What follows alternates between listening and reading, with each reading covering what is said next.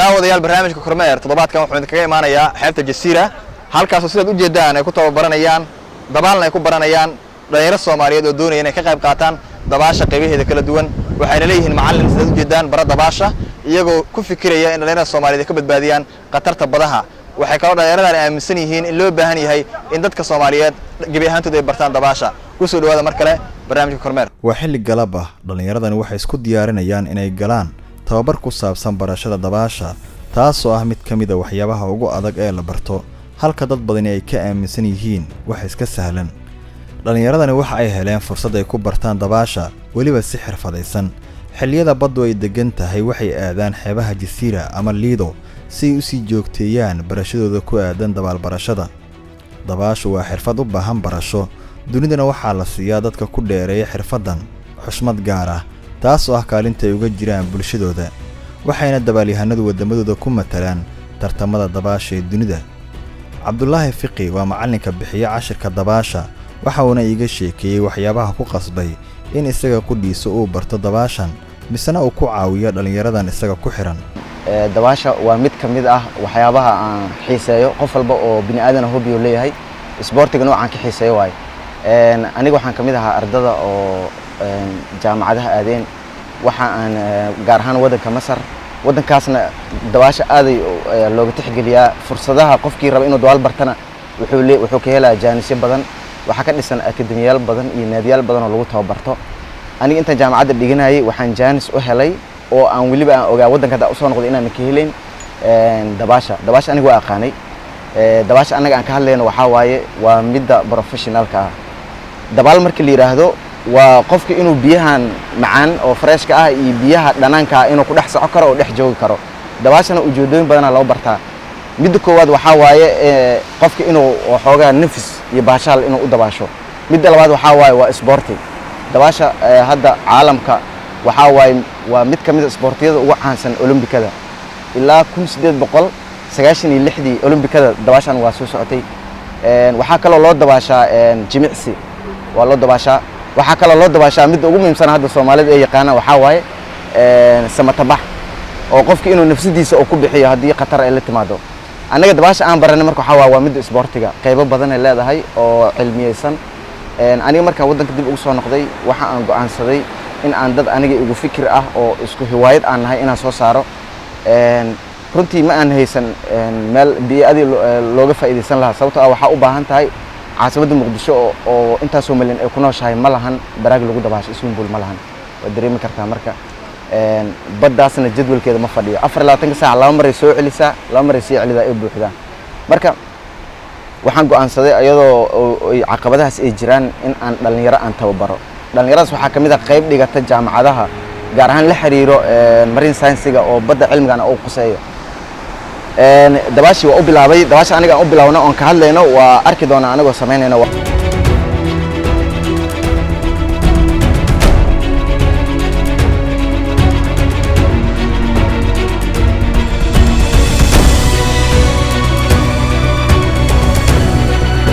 masalna dabaashan sidaad u jeedaan dhalinyaradan waxay waqtigooda galiyaan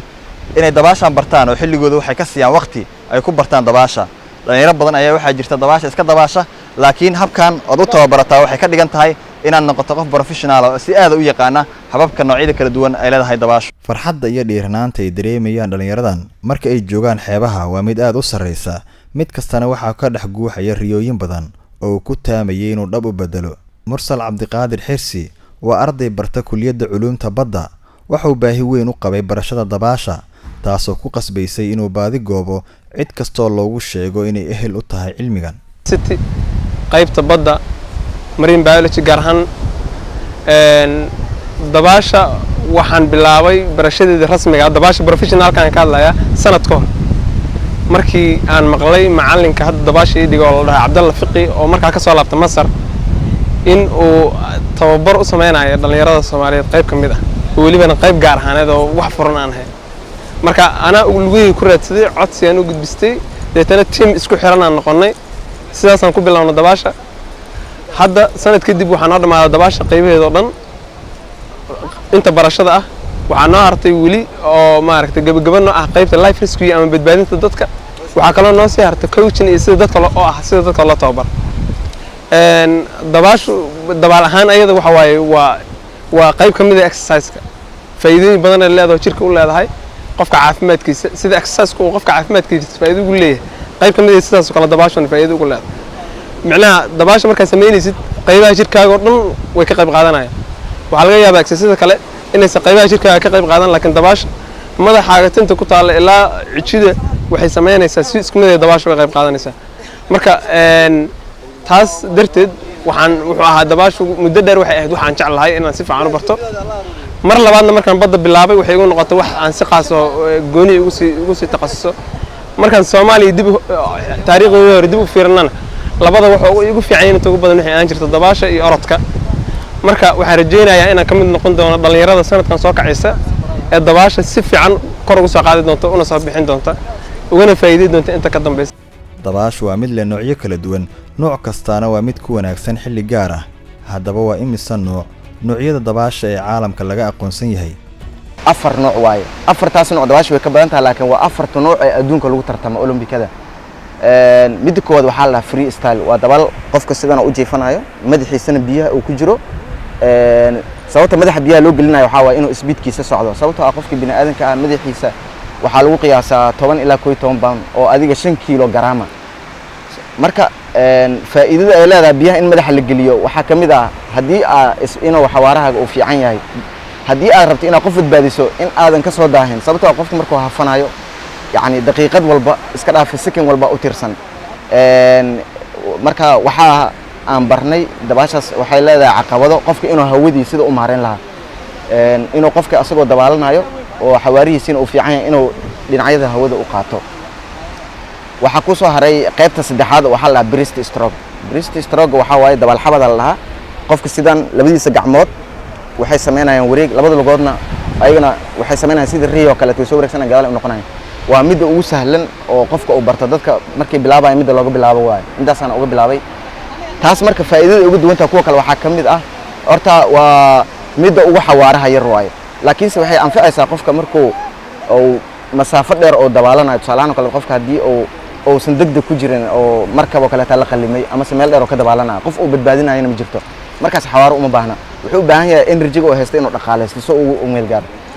بريستي استراق وحو كلو كا أنفعها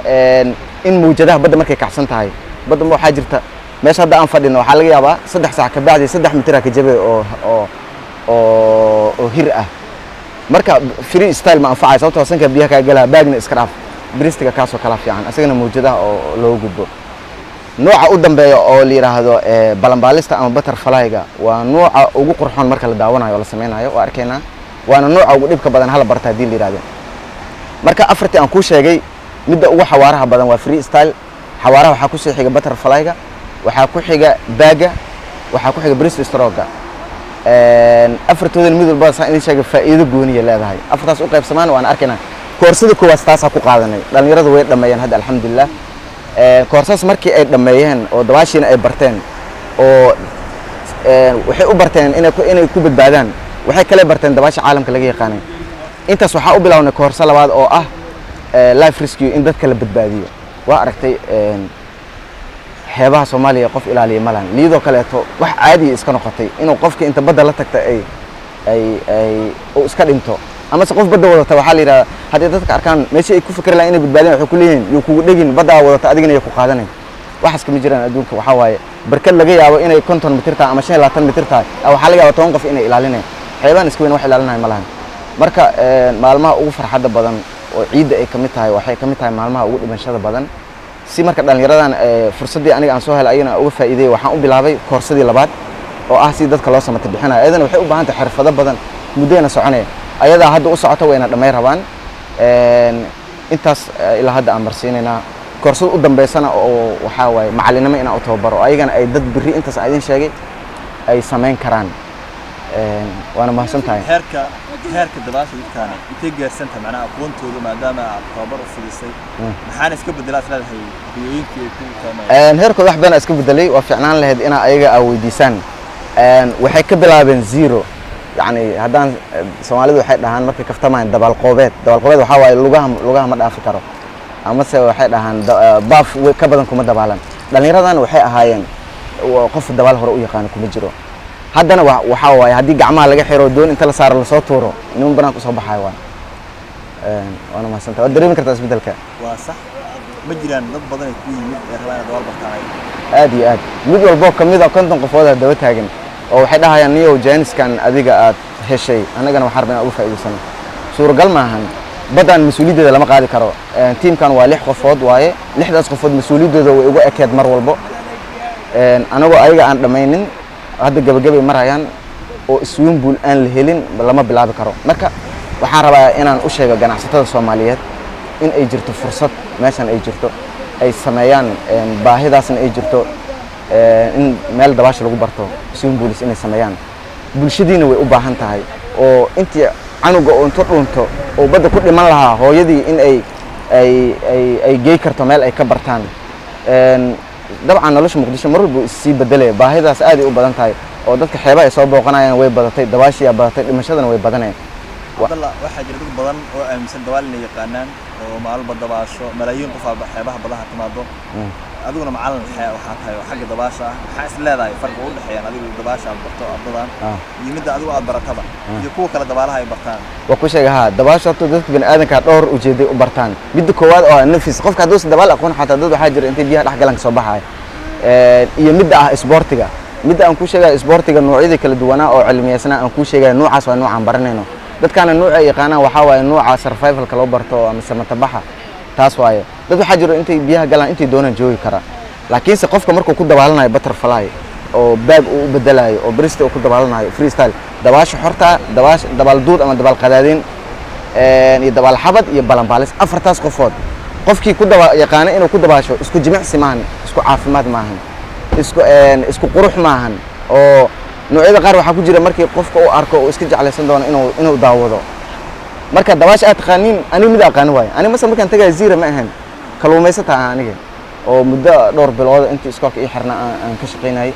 xagga markaan taga laakiin ismaan lahayn intaa lacag dhiibto aad dabaal lacag ku dhiibay laakiinse wax iga maqan aan arkay waxa markaan u sheegayo waxaas iga maqan inay nala arkaan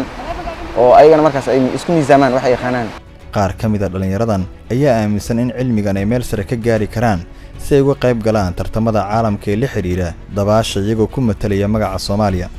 run ahaantii markaa dabaasha bilaabay waa qiyaasi kartaan xaalad oo aan aamini karin in badda aan sii galo ay ahayd markii aan ku bilaabay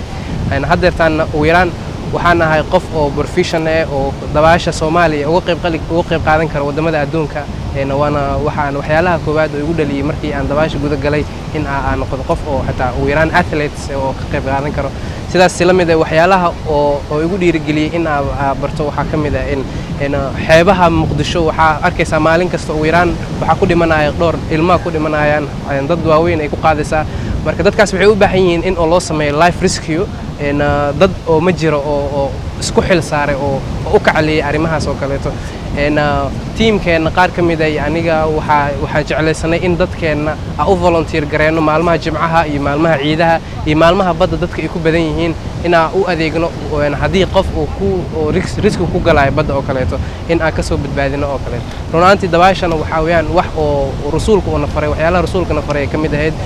waana ku faraxsanahay in tiimkaana ka mid noqdo waxaa jira dhalinyaro badan oo aaminsan in dabaasha aan la baran karin runaantii dabaasha waxay ka mid tahay waxyaalaha ugu fudud oo la baran karo jir ahaan iyo maskax ahaan iyo problem xataa haddii uu kaysto waxaa laga yaabaa haddii aad dabaalato inuu kaa dhammaan lahaa marka dhalinyarada oo Soomaaliyeed waxaa jecelnahay inaan abuurano jawigeena oo kaleeto ah inaan soo dhaweyno dhalinyaro badan oo aad dabaasha sidaan oo kaleeto sida professionka ma ka hadlayno dabaasha oo isbarbariyaaca ma ahan dabaasha professionka inaan dhalinyaro badan ku soo dhaweyno oo aan barno hadduu Ilaahay yiraahdo oo si oo official ah oo haddii ay kaga qayb qaadan lahaayeen wadanka dibadiisa oo wadamadaas kale haddii tartan loo bixi lahayo waxyaalahaas waxaan dhalinyarada Soomaaliyeed ku goobaabinayaa inay bartaan dabaasha si ay naftooda u badbaadiyaan waxaad arkaysaa dad badan oo micnaha dhibsanaya dabaasha ama u arka inay riski tahay laakiin waxa ugu fudud ee la barto ay tahay dabaasha ama xirfadda ugu sahlan ee la barto inay tahay dabaasha naftiina ku badbaadi kartiin waxaad arkaysaa inuusan lahayn dalka meelo badan oo swimming pool ah oo lagu dabaasho waxaad arkaysaa inaysan dalka aad u ilbaxsanayn laakiin waxaan isku dayaynaa inaan dhalinyaro badan ama jiil badan oo hadda soo koraya inaan ka caawino dabaasha inay bartaan waxaan dhalinyarada ugu baaqayaa inay dabaasha bartaan in ay fursado badan aan u sii doonno inay skillskooda ama xirfadooda ay micnaha ay kordhiyaan waxaan isku dayeynaa in aan dhalinyaradaas ay ka maarmaan lab jacketka ay ku dabaashaan ee badda ay marka aad tagto xeebaha dadku ay ku dabaashaan waxaad la kulantaa dad ku hafanaya biyaha haddana aanan haysan gacan badbaadisa iyadoo qofka hafanaya ay ka fogaanayaan dadka kale si aysan isku salfan taasna waa khatarta ugu badan ay la kulmaan dadka u dabaaltaga xeebaha oo iska dhinto ama se qof badda wadata waxaa la yidhahdaa haddii dadka arkaan meeshii ay ku fikri lahaan inay badbaadiyaan waxay ku leeyihiin yuu kugu dhegin baddaa wadata adigana yay ku qaadanayn waxaas kama jiraan adduunka waxaa waaye barkad laga yaabo inay 50 mitir tahay ama 25 mitir tahay waxaa laga yaabaa 10 qof inay ilaalinayaan xeebaan iska weyn wax ilaalinayo ma lahan marka maalmaha ugu farxadda badan oo ciidda ay kamid tahay waxay kamid tahay maalmaha ugu dhimashada badan si marka dhalinyaradan fursadii aniga aan soo helay ayana uga faa'iideeyay waxaan u bilaabay koorsadii labaad oo ah si dadka loo samata bixinayo ayadana waxay u baahan tahay xirfado badan muddeena soconaya ayadaa hadda u socota wayna dhamay rabaan intaas ilaa hadda aan marsiinaynaa koorsada u dambeysana oo waxaa waaye macalinimo inaan u tababaro ayagana ay dad biri intaas aan idin sheegay ay samayn karaan muddo sanada kadib oo ay wadeen barashada dhalintani ee dabaasha waxa uu tababarkoodu gaaray in iyagoo addimaha iyo gacmaha ka xiran badda lagu tuuro isla markaasna laga rabo inay xeebta dabaal ku soo gaaraan waxaad daawateen barnaamijka kormeer oo idinkaga imaanaya jasiiro halkaasay ku tababaranayeen dabaalna ay ku baranayeen dhalinyaro Soomaaliyeed oo doonaya inay noqdaan dabalyahano caalami ah inta dib u kulmi doona barnaamijka kormeer waxaan idinkaga tegayaa sidaas nabadgelyo